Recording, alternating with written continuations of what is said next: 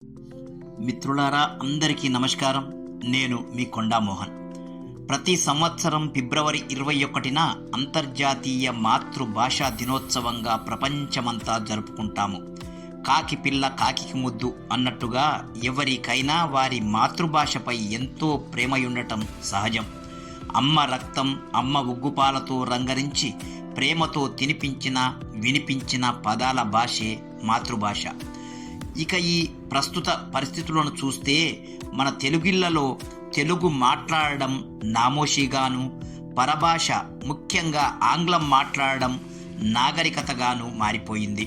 ప్రయత్నపూర్వకంగా తెలుగు భాషను మాట్లాడకుండా ఉండడానికి ప్రతి ఇంట్లో తల్లిదండ్రులు పిల్లలను శాయశక్తులా పురిగొల్పుతున్నారు.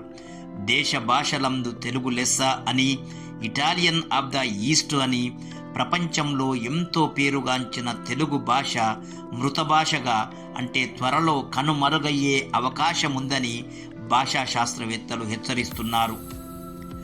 జీవనోపాధి కొరకు, అభివృద్ధి కొరకు ఆంగ్లాన్ని నేర్వడం తప్పనిసరి అయినా అమ్మ భాష అయిన తెలుగును మరవకుండా ఇళ్లల్లో గుళ్ళల్లో కనీసం తెలుగువారితోనైనా ఇంగ్లీషులో కాకుండా తెలుగులో మాట్లాడుదాం.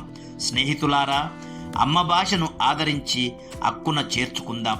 చివరిగా ఒక్క మాట: అన్య భాషలు నేర్చి ఆంధ్రంబు రాదంచు సకిలించు ఆంధ్రుడా చావవెందుకురా అని నిర్మోహమాటంగా మన తెలుగువారి స్వభావాన్ని ఎండగట్టిన కవి కాళోజీ మాటలు అక్షర సత్యాలు కాకుండా అన్ని భాషలు నేర్చుకుందాం.